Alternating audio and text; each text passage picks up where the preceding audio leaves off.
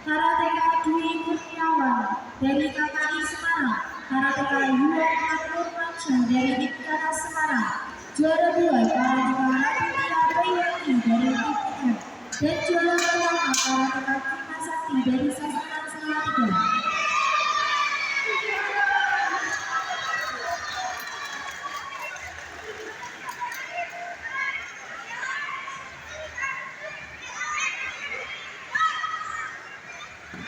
Tatap kedua akan segera dipertandingkan kelas komite plus 54 kg kadet putri. Bagi seluruh atlet yang akan bertanding di kelas komite plus 54 kg kadet putri, harap memasuki lapangan pertandingan.